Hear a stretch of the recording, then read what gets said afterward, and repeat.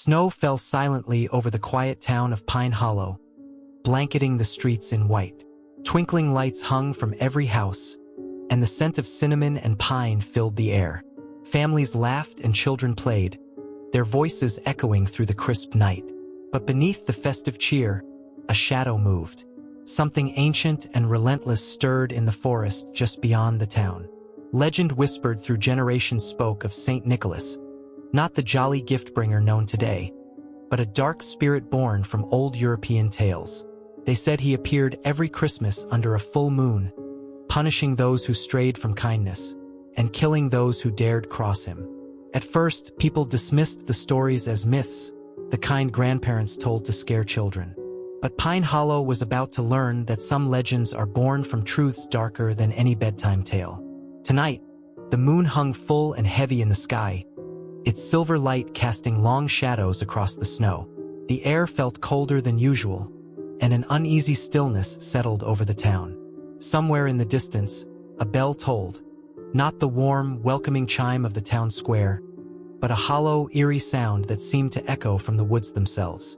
Whoever or whatever lurked beyond the trees was watching, waiting, and the town had no idea that Christmas, their most joyful night, was about to turn into a nightmare.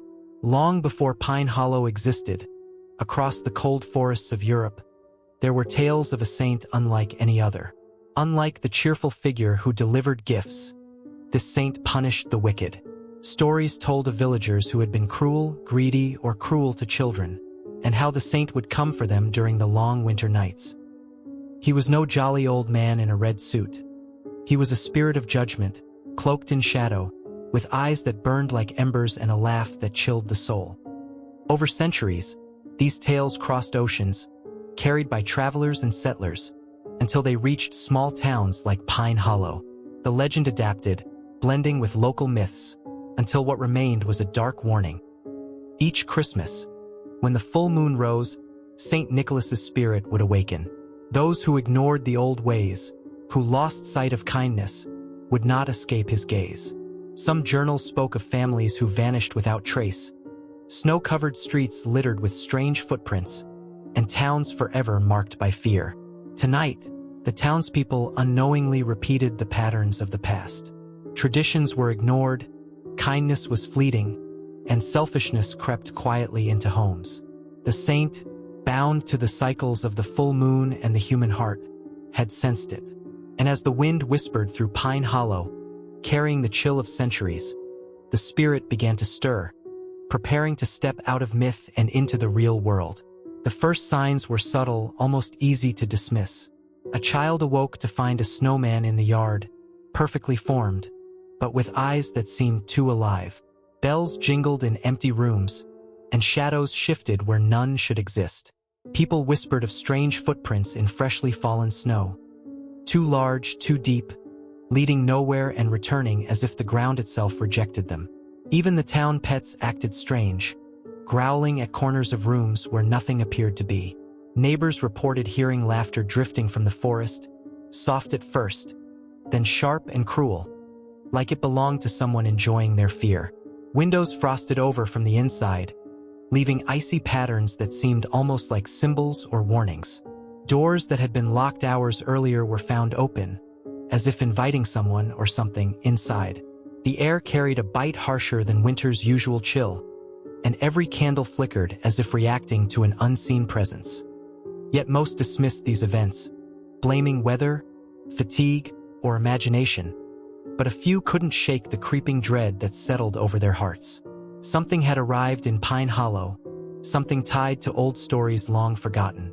And as the town prepared for Christmas festivities, the saint was already watching, learning, and planning his first strike. It started with Mrs. Callahan, the baker everyone loved for her warm pies and cheerful smile. She stayed late in her shop, preparing treats for Christmas morning, unaware that the shadows outside had begun to move differently. When the next morning came, her door was ajar, the bells silent, and inside lay a scene that would haunt the town forever. The bakery was cold, too cold for winter, as if the warmth had been sucked out. Mrs. Callahan's body was found slumped behind the counter, eyes wide with terror. A candy cane was lodged unnaturally in her hand, twisted as if placed there by a force with cruel intent. Flour dusted the floor in strange patterns, almost like runes, and the oven still glowed faintly, though no fire burned. No footprints marked her struggle, only a trail of cold air that seemed to vanish into the walls. Panic spread quickly. Families locked doors, children clung to parents, and whispers of the old legend resurfaced. Pine Hollow citizens had dismissed the story of the murderous Saint Nicholas as myth, but now, fear replaced disbelief. Something ancient and relentless had returned, and the first victim was only the beginning. Every shadow, every falling snowflake, carried the silent promise of more terror to come. The town was in shock. Police searched Mrs. Callahan's bakery for answers, but the scene offered nothing tangible. No footprints, no weapon, no sign of forced entry. Only the chilling silence and the strange candy cane remained. Fear hung over Pine Hollow like a fog, making people suspicious of neighbors, friends, even family. A small group of townsfolk, unwilling to wait for answers from authorities alone, began piecing together old records. They found journals from previous settlers, detailing disappearances, strange snow patterns, and sightings of a tall figure in red, moving impossibly fast through the snow. One entry described children hearing a laugh that cracked the night like ice breaking. Every clue pointed to the same terrifying truth. The legend of the murderous Saint Nicholas was not a myth. As the full moon rose higher, strange events escalated. Street lamps flickered, ornaments fell from trees without wind, and chilling gusts of air blew through locked houses. The saint was no longer a story. They were here, watching, waiting. And for the group digging through the town's history, the horrifying realization hit. The murders followed a pattern, one tied to the moon cycle. Each night brought them closer to understanding how to stop him, or how to survive him. Christmas Eve descended over Pine Hollow with a false sense of calm. Streets that should have been alive with laughter were nearly empty. Families huddled behind locked doors, their holiday cheer replaced by fear. Yet the saint was no longer content to linger in shadows. He had begun to move openly, striking where no one expected. It started at the town square. A decorated tree, lit with cheerful lights, became a scene of horror. The ornaments shattered simultaneously, and the faint sound of jingling bells turned into a haunting chorus of laughter. People glimpsed a figure in red darting between buildings, impossibly fast, leaving only footprints in fresh snow that melted seconds later. Panic surged as more victims were found, each with the saint's signature. Twisted candy canes, snow-dusted faces frozen in terror, and no trace of the killer's path. The town erupted into chaos. Families barricaded themselves indoors, while the brave or foolish ventured out to find answers. Snowstorms, seemingly unnatural, swirled around the saint's movements, giving him cover and spreading fear. Everyone realized the horrifying truth. The spirit was hunting with purpose. Pine Hollow was no longer safe, and the once joyous holiday was descending into a nightmare that would test every ounce of courage the town had left. The group that had been investigating the legend, Detective Harper, a local historian named Elsie, and a young man named Liam, knew there was no turning back. Armed with ancient texts, charms, and knowledge gleaned from the journals, they prepared to confront the saint in the heart of Pine Hollow. Every step toward the town square was heavy with dread. The snow seemed to hiss under their feet, and shadows twisted unnaturally around them. Suddenly, a bell tolled, a hollow, mocking sound, and there he appeared. The saint stood taller than any man, his red coat ragged and frozen with frost, eyes glowing like embers. His laugh filled the night, sharp and cruel, as snow swirled violently around him. The trio tried to approach, but he moved faster than thought, disappearing into the swirling storm and reappearing behind them in an instant. Toys from nearby stalls flew through the air like weapons, each one imbued with a supernatural force meant to terrify and wound. The confrontation became a deadly game of cat and mouse, with the saint exploiting fear itself. Harper yelled for courage, Elsie recited passages from the journals, and Liam tried to trap him with charms and mirrors. For a moment, It seemed the saint could be held back, but he was relentless, a force of legend brought to life.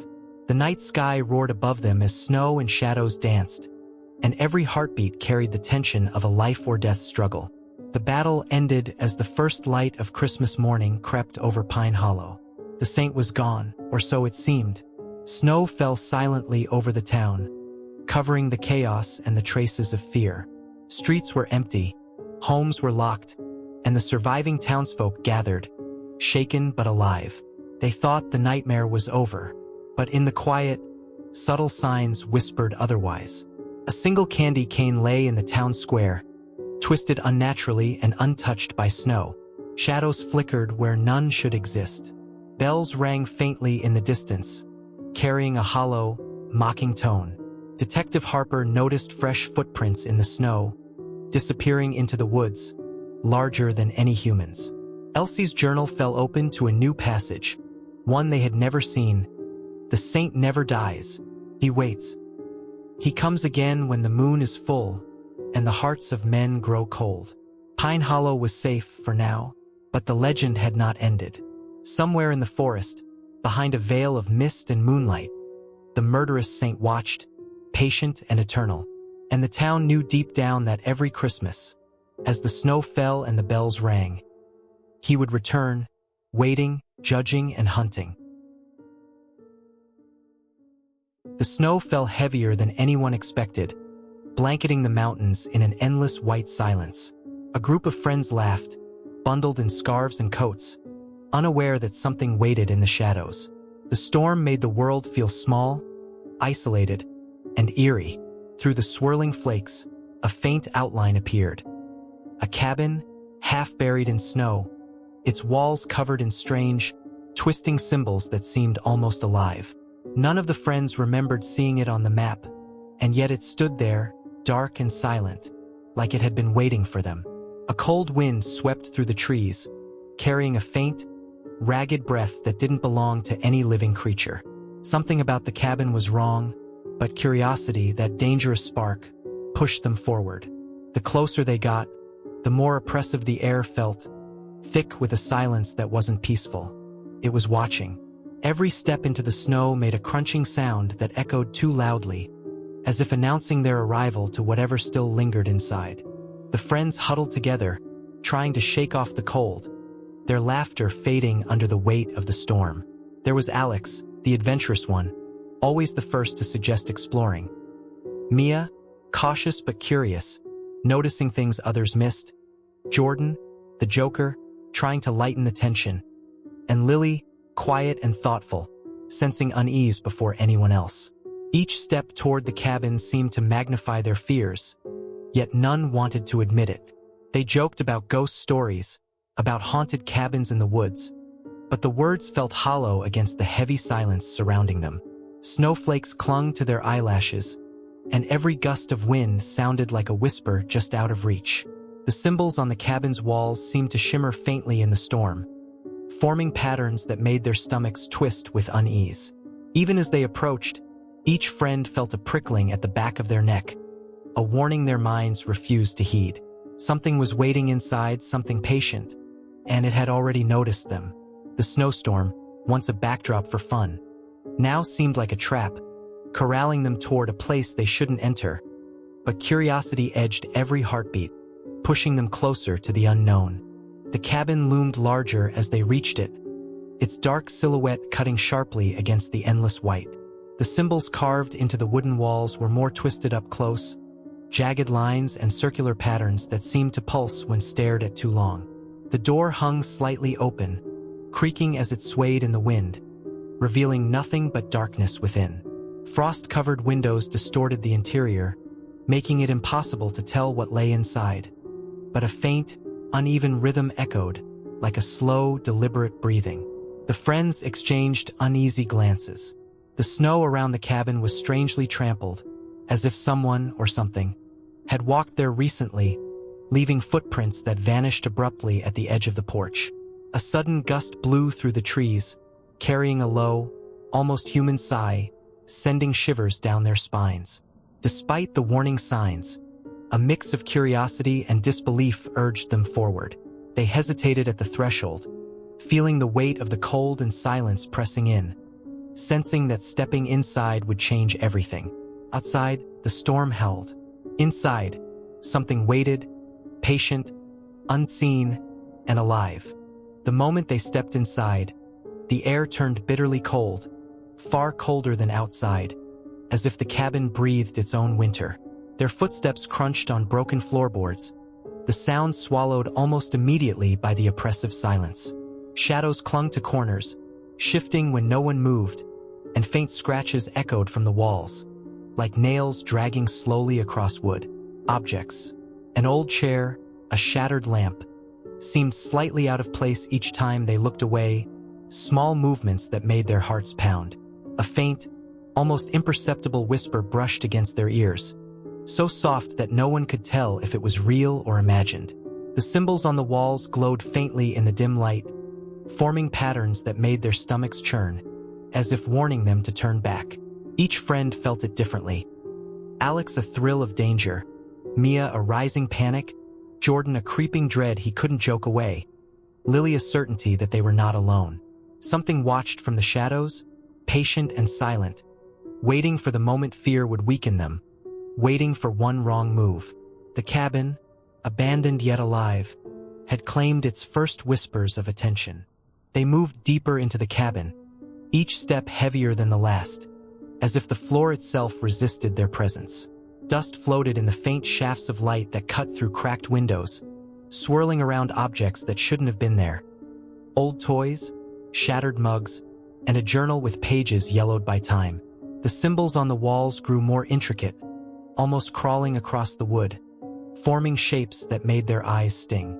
Every room seemed smaller, tighter, as though the cabin itself was closing in. A soft, uneven breath echoed from the far corner, too slow to be human, too deliberate to be wind.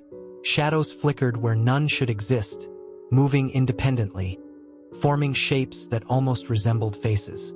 The friends whispered, voices trembling, but the words felt swallowed instantly by the heavy air. When a door creaked behind them, every pulse in their bodies jumped at once. They swore they hadn't moved it. Something was here and it was awake. The line between reality and fear blurred with every step, and the cabin seemed to feed on their unease, wrapping them tighter in its silent, icy grip. A low, ragged sound grew from somewhere deep within the cabin, a breath that wasn't theirs, uneven and deliberate, echoing off the walls. The friends froze, eyes darting, hearts hammering, as the shadows seemed to thicken and pulse. On the floor, frost had formed in strange, twisting patterns, almost like footprints, but they were too large, too irregular, and they led toward a dark corner where even the weak light couldn't reach. A sudden movement caught Alex's eye. A chair slid slightly backward on its own, and a whisper, harsh and cold, brushed past their ears. Panic clawed at their throats as they realized the sound of breathing was closer, circling them, sometimes behind, sometimes above. Every instinct screamed to run, but the cabin seemed to stretch endlessly, doors appearing where none had been before. Something alive, patient, and malevolent lingered, its presence undeniable. The symbols on the walls pulsed faintly, almost like a heartbeat, as if feeding off their fear. The friends finally understood they were not alone. Whatever haunted the cabin had been waiting, and it was aware of them. Panic erupted as the friends scrambled toward the door, but the cabin refused to let them go. Hallways twisted unnaturally, doors slammed shut on their own, and the shadows stretched, blocking their path. The ragged breathing followed them, closer now, sometimes right behind, sometimes above, impossible to locate. Objects flew across rooms with invisible force. Books, chairs, even shattered glass, forcing them to dodge in terror. Jordan's laugh of disbelief turned into a scream as something cold brushed past his arm, leaving an icy sting. The friends shouted, calling each other's names, but the voices returned only as distorted echoes, feeding the fear. Snow pressed against the windows like a wall, and the wind outside moaned with a voice eerily similar to the one inside. Every corner they turned revealed more signs of the presence. Symbols glowing faintly, frost spreading unnaturally, and shadows twisting into shapes that resembled human figures, but warped, inhuman. Their courage faltered as they realized escape would not come easily. The cabin wasn't just a building. It was alive, and it wanted them inside. They reached what they hoped was the final door, hearts pounding, breaths ragged, but it led only to another shadowed room. The breathing was all around them now, loud and uneven, punctuated by faint, agonized whispers. One by one, the friends felt icy hands brush their skin, unseen but terrifyingly real. Lily screamed as something lunged from the darkness, and for a moment, the group scattered in blind terror. When silence fell again, the cabin seemed empty, but nothing felt normal. The symbols on the walls glowed faintly, pulsing like a heartbeat, and the snow outside had begun to swirl in unnatural patterns. No footprints led away from the cabin, only strange, twisting impressions that seemed to vanish into nothing. Days later, hikers would report seeing a lone cabin in the mountains, untouched by time, symbols etched deep into its walls, and sometimes, if the wind was right, a faint, ragged breath carried on the cold air. The friends were gone, leaving only whispers and frost, as the cabin waited patiently for the next visitors, its hunger far from satisfied. Snow fell like cold ash over Pine Hollow on Christmas Eve. The wind screeched through the trees, carrying with it a sound that was not quite the laughter of carolers, yet not the cry of any animal known to these woods. Every light in town blinked once, then died. Old Mrs. Callahan stood at her frosted window, clutching her shawl, eyes fixed on the darkness beyond her yard. That forest wasn't just shadows tonight. Something moved out there. As her breath fogged the glass, she saw it. A tall figure wearing a ragged red hat perched crookedly atop its head. But this was no cheerful Saint Nick. The hat's white trim was stained, dark like old blood. The figure stood perfectly still at the tree line, its head tilted as though listening. Then, with a slow, deliberate step, it emerged from the woods, crunching the fresh snow underfoot. There was no jolly cheer in its eyes, only a hollow, burning hunger. Pine Hollow had always believed in keeping Christmas merry and bright. But tonight, that belief would be tested by something ancient, something that fed on fear, and something that came not to give gifts, but to take judgment. The next morning, the town tried to pretend nothing was wrong. Children built snowmen on the sidewalks, and Christmas wreaths hung on every door. But the air felt heavy, as if the sky itself was holding a secret. People spoke in low voices about the lights going out, about strange noises in the night, yet no one wanted to admit they were afraid. Ethan Miller, a young man who had just returned home from college, walked past the edge of the woods on his way to town. He noticed deep tracks in the snow, larger than any boot print he had ever seen. They didn't lead into the forest, they led out of it. The marks stopped right at the road, as if something had stepped into town and vanished. At the diner, old Mr. Green shook his head and muttered that the forest had always carried a curse on Christmas Eve. People laughed at him, but no one truly felt safe. Ethan looked back toward the trees and felt a sharp chill run through his spine. Something had crossed the boundary last night, and it was not done yet. Night crept in faster than usual, and with it came a stillness that felt unnatural. The town's Christmas lights flickered again, but this time they dimmed one by one, like candles being crushed by an unseen hand. Ethan sat in his living room with his mother, trying to shake the uneasy feeling that followed him from the woods. A sudden knock echoed through the house. Slow, heavy, and deliberate. His mother froze. No one visited this late on Christmas Eve. Ethan stepped toward the door, but before he could reach the handle, a faint scraping sound dragged across the porch, like metal sliding over wood. The knocking stopped. Silence swallowed the room. Then something slipped under the door. A strip of burnt paper. Ethan bent down and picked it up. The edges were blackened, and in the center was a single line written in soot. The wicked must pay. His heart pounded. He rushed outside, but the porch was empty. No footprints. No sign of anyone. Only a small Santa hat resting on the snow, its fabric torn, its trim dark and crusted. It hadn't been there before, and it was still warm. Ethan tried to calm his breathing, but the fear stayed with him like a cold hand on his back. He took the hat inside and placed it on the table, though every instinct told him to throw it away. His mother stared at it in silence. Her face turned pale, as if she recognized something he didn't. After a long pause, she whispered that Pine Hollow once had another name. A name tied to an old story the town buried many years ago. A story about a man who vanished in these woods after being accused of terrible things. No one ever found him, but every Christmas Eve, strange events began to happen. People spoke of a figure in red, a twisted version of Santa, appearing only to those who were not as innocent as they appeared. She finally looked him in the eyes and said there was a rule the town never broke. On Christmas Eve, no one goes near the forest. Before Ethan could respond, a cold wind rushed through the house, slamming the windows open. The hat slid across the table on its own and stopped at the edge, facing the door, as if something outside was calling it back, and calling someone with it. The wind outside grew louder, carrying faint whispers that made the hairs on Ethan's neck stand on end. Shadows stretched across the room, twisting unnaturally in the flickering light of the fireplace. Then came the sound, low, deliberate footsteps crunching on the snow right outside the front door. Ethan grabbed a flashlight and slowly moved toward the window. At first, he saw nothing but the snow-covered yard. Then, in the distance near the tree line, a figure emerged. The red hat gleamed faintly under the pale moonlight. Its face was hidden, but the way it moved made Ethan's stomach churn. Every step was slow, deliberate, like a predator savoring its prey. The whispers grew louder, carrying words that sounded like names. Names of people in Pine Hollow.